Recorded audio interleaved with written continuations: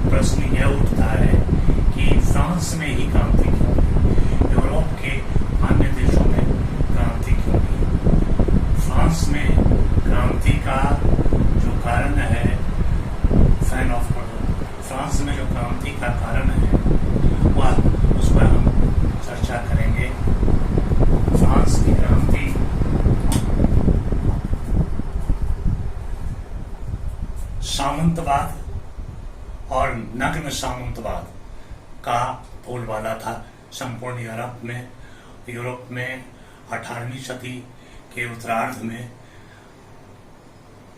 Prussia, Austria, रूस, Germany जैसे सभी देशों में राजतंत्र था और राजतंत्र में सामंतवाद एक महत्वपूर्ण पहलू रहा था।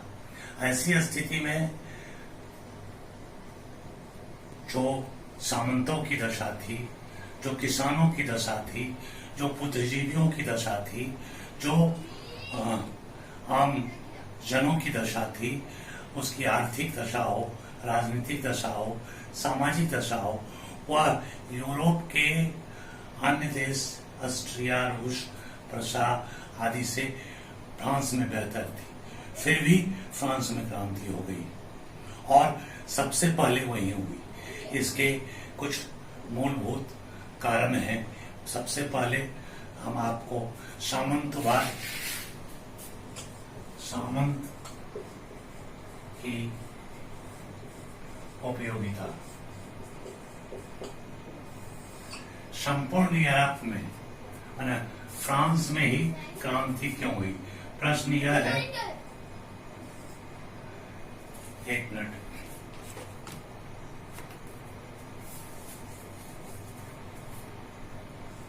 फ्रांस में ही क्रांति क्यों हुई? Why revolution took place in France? Europe के अन्य देशों में यह क्यों नहीं हुई? तो सामंतवाद, सामंतों की उपयोगिता। अब देखिए, संपूर्ण फ्रांस में, संपूर्ण यूरोप में सामंतवाद एक विशेषाधिकार, सामंत विशेषाधिकार वर्ग के लोग थे। वह जो किसान मजदूर से कार्य कराते थे, जो स्टेट्स थे जैसे चर्च है, पादरी है, सामंत है, कुलीन है, तो सामंत यूरोप के सभी देशों में थे। लेकिन जो स्थिति सामंतों की लुईस 16 के समय में, उनके विशेषाधिकारों को छीन लिया गया। अन्य यूरोप के राज्यों में सामंतों के विशेषाधिकार नहीं छीने गए थे। वह आप भी टैक्स वसूलते थे, सेना में शाही सेना संचालन करते थे, शाही सेना राजा की के सैनिक के रूप में उनको सहयोग करते थे और उन कृषि मजदूर, कृषक, सीमांत किसान पर उनकी पकड़ थी। लेकिन फ्रांस के सामंतों की उपयोगिता समाप्त हो गई। राजा ने उनके अधिकार को अपहृत कर लिया था। लुई 16वें के समय में ही जो प्राइम मिनिस्टर था और नेकर के द्वारा वो सब अधिकारों के द्वारा उसके अधिकारों को अपहृत कर लिया गया। अपहरण के बावजूद ये सामंत भोग विलास में लिप्त रहते थे। दूसरी तरफ किसान, जो इनके पास कोई अधिकार नहीं था, और किसान और जनसामान्य वर्ग के पास ज्ञान था, अपनी भूमि में खेती करते थे, टैक्स देते थे, तो इनका कोरिलेशन बना हुआ था राजा से।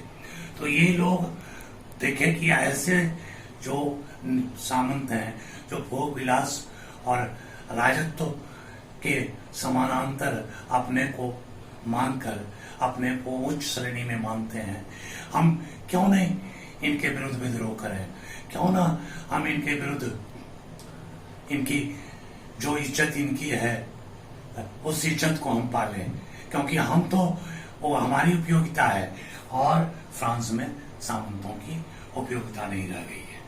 तो यह एक मूलभूत कारण था। हमने पिछले कई क्लासों में कहा था कि फ्रांस में क्रांति क्यों हुई। इसका एक महत्वपूर्ण कारण अगर एक शब्द में कहा जाए तो फ्रांस में सामंतों की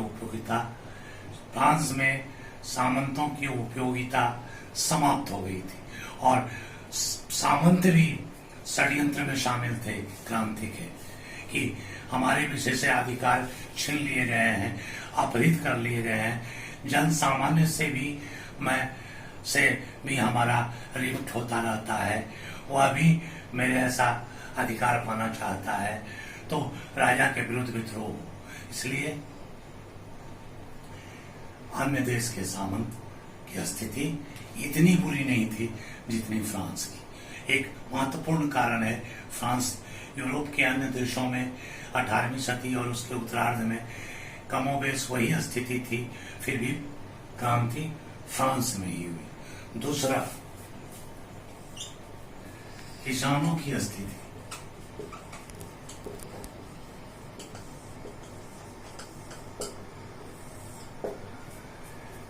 यूरोप के अन्य देशों के किसान इतने आत्मनिर्भर नहीं थे। इतने कर देने के बाद भी, कर के बोझ से दबे रहने के बाद भी फ्रांस के किसानों की दशा उतनी दयनीय नहीं थी जितनी दयनीय यूरोप के अन्य राष्ट्र के किसानों की थी।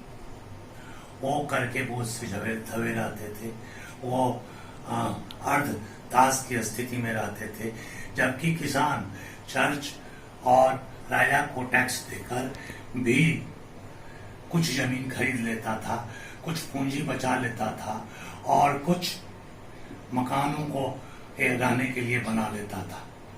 जबकि यूरोप के अन्य देश में इसी किसान से कुछ प्रबुद्ध जन सामान्य वर्ग भी आए इस आगे ऊपर उठकर।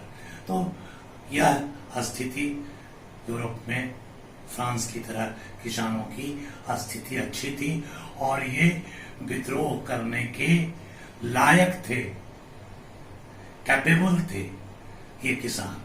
इसलिए अन्य देशों की तुलना में यूरोप के फ्रांस में ही राज्य क्रांति हुई। तीसरा, जन सामान्य वर्ग।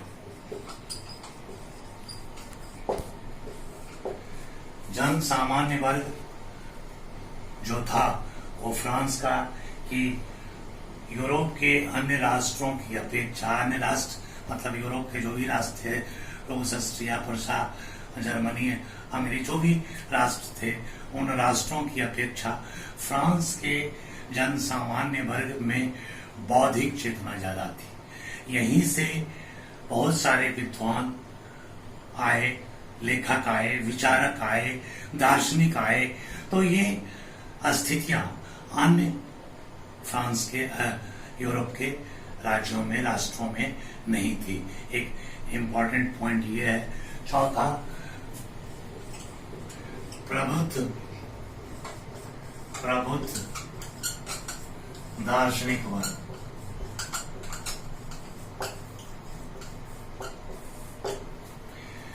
प्रबुद्ध दार्शनिक वर्ग मॉन्टेस्क्यू, वॉल्टेयर, रूसो, दिदरो, ये सब फ्रांस के विचारक थे।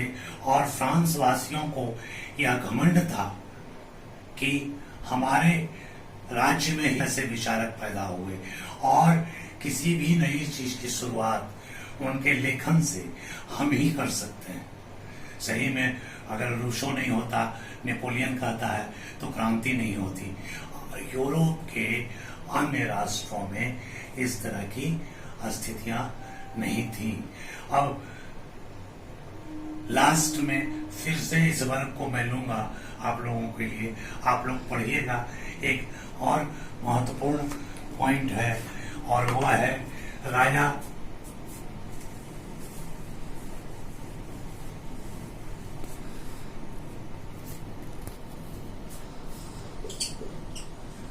कमजोर राजा।